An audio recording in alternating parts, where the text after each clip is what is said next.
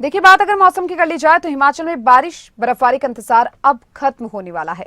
कल के लिए हिमाचल में बर्फबारी का येलो अलर्ट जारी कर दिया गया है। शिमला, मंडी, कुल्लू, सिरमौर में बर्फबारी संभव है। हिमाचल में सर्दियों के मौसम में पहली बार रिकॉर्ड सूखा पड़ा है। प्रदेश में पिछले 122 सालों में ऐसा सूखा कभी नहीं पड़ा। इसकी मार टूरिज्म के साथ साथ कृषि व बागवानी पर भी पड़ रही है, जबकि हिमाचल के आर्थिकी पर्यटन और कृषि बागवानी पर भी निर्भर करती है। और ऐसे में बारिश बर्फबारी इन तीनों सेक्टर के लिए ये अच्छी साबित हो सकती है। हिमाचल में आपको बता दें, बारिश और बर्फबारी के आसार, जिसको लेकर येलो अलर्ट जारी कर दिया गया है। प्रदेश में कल रात से बर्फबारी हो सकती है। शिमला समेत ऐसे 6 जिले हैं जहां पर बर्फबारी का येलो अलर्ट जारी कर दिया गया है। बागवानों के लिए और पर्यटकों के लिए ये बड़ी खुशखबरी मानी जा सकती है, क्योंकि कई सारे ऐसे फैक्टर्स हैं जो बारिश और बर्फबारी से प्रभावित होते हैं, जिसमें पर्यटन और बागवानी प्रमुख फैक्टर माने जाते हैं। शिमला समेत ऐसे 6 जिले हैं जिनमें कल के लिए बर्फबारी को लेकर येलो अलर्ट जारी कर दिया गया है। बारिश और बर्फबारी का ये येलो अलर्ट हिमाचल प्रदेश में जारी किया गया। शिमला, मंडी, कुल्लू, सिरमौर में बर्फबारी संभव है। कल रात को बर्फबारी और बारिश हो सकती है, आपको बता दें।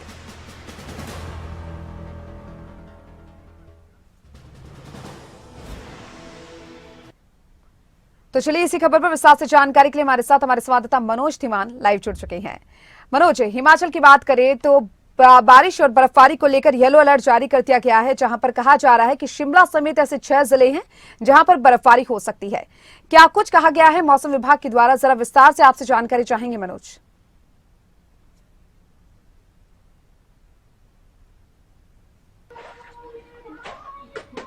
बिल्कुल।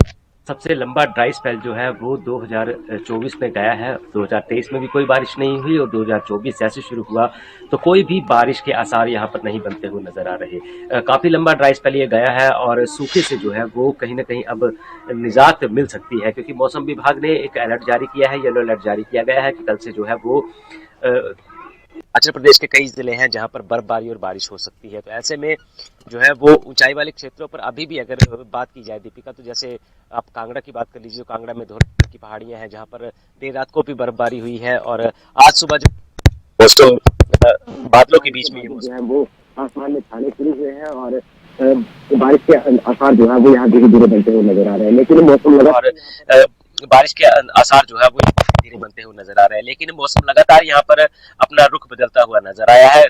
कई बार पूरा का पूरा आसमान काले बादलों से घिर जाता है, बारिश के आसार बन जाते हैं, लेकिन फिर अचानक से बादल जो है वो छट जाते हैं और बारिश नहीं होती है।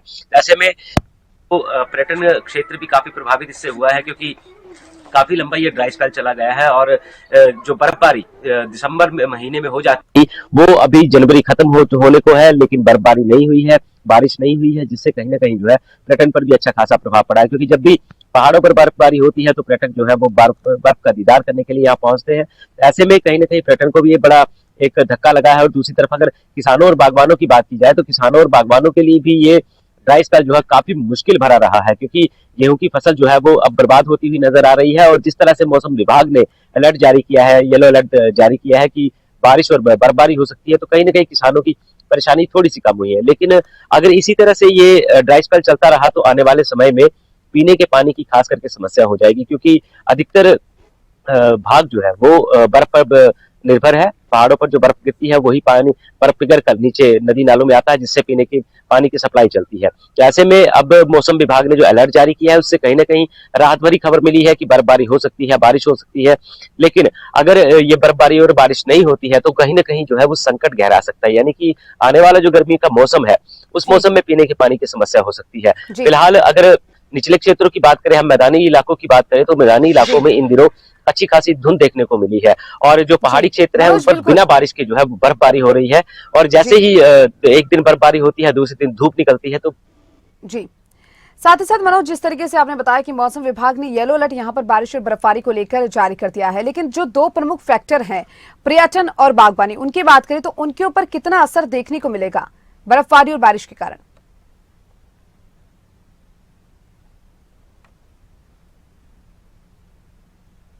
दीपिका, देखिए पर्यटन और बागवानी या किसान ये सभी एक हिस्सा है, पहलू है जो एक हिमाचल प्रदेश के लिए इनकम का सोर्स होते हैं। पर्यटन तभी बढ़ता है जब हिमाचल प्रदेश में बर्फबारी और बर्फबारी का दीदार करने के लिए लोग पहुंचते हैं, लेकिन इस सीजन में बर्फबारी नहीं हुई है। हालांकि जो पहाड़ों पर बर्फबारी हुई है उसका दीदार करने के लिए नहीं लोग पहुंचते, जो निचले क्षेत्रों में बर्फबारी हो जाती है। जैसे कि आप पर्यटन क्षेत्रों का दौरा कर लीजिए, पर्यटन क्षेत्र मनाली है, कुल्लू है, शिमला है, धर्मशाला का मैक्लोडगंज है, नड्डी है, इन क्षेत्रों में अक्सर बर्फबारी हो जाती है। तो उसका दीदार करने के लिए पर्यटक जो है अच्छी खासी संख्या में यहाँ पहुंचते हैं, लेकिन इस बार ड्राई स्पेल चलने के कारण जो है बर्फबारी नहीं हुई और पर्यटक नहीं पहुंचे हैं। तो कहीं ना कहीं जो पर्यटन के साथ जुड़े हुए व्यवसाय हैं उनको अच्छा खासा नुकसान यहाँ पर होता हुआ नजर आया है। वहीं अगर किसानों और बागवानों की करें तो फलों और फसलों को अच्छा खासा नुकसान जो है ड्राई स्पेल की वजह से हुआ है, क्योंकि किसानों की गेहूं की फसल बर्बाद हुई है, बागवानों के आलू की बात कर लीजिए, आलू की फसल लगने की है, लेकिन खेतों में नमी नहीं है, सिंचाई की व्यवस्थाएं ठप पड़ी है। तो ऐसे में किसानों के लिए जो है काफी बड़ा मुश्किल भरा ये दौर जो है वो निकल रहा है, और किसान और बागवान जो है अब बारिश पर ही निर्भर है, क्योंकि दीपिका बहुत सारी सिंचाई परियोजनाएं हैं जो काम नहीं कर रही, ठप पड़ी हुई हैं, जिसके कारण जो किसान काफी ज्यादा चिंतित है। और सरकार को चाहिए भी कि इन सिंचाई व्यवस्थाओं को जो है वो सुचारू रूप से चलाया जाए, ताकि किसानों और बागवानों को उनकी फसल की सिंचाई के लिए पानी मिल सके। तो ऐसे में अब बिल्कुल दीपिका ये एक संकट वाली बात है। बारिश और बर्फबारी पिछले लंबे समय से नहीं हुई।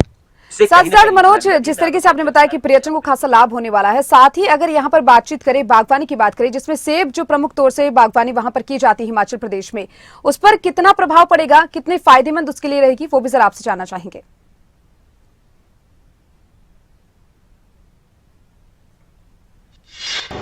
दीपिका जी, जिस तरह से सेब की फसल का कारोबार हिमाचल प्रदेश में अच्छा खासा होता है, खास करके ऊपरी क्षेत्रों में इसका काफी प्रचलन है, और यहाँ पर सेब की खेती भी अच्छी खासी होती है। तो ऐसे में बर्फबारी और जो टेम्परेचर होता है उसके चलते जो है सेब अच्छी खासी फसल देता है, लेकिन अगर बारिश और बर्फबारी नहीं होगी तो कहीं ना कहीं सेब की फसल भी इस बार प्रभावित हो सकती है, क्योंकि काफी लंबे समय से न बारिश हुई है न बर्फ गिरा है। तो ऐसे में जो सेब की फसल है उसको भी नुकसान हो सकता है। तो ऐसे में किसानों और बागवानों के चेहरे पर जो एक परेशानी की सलवटें हैं वो साफ नजर देखने को मिल रही हैं।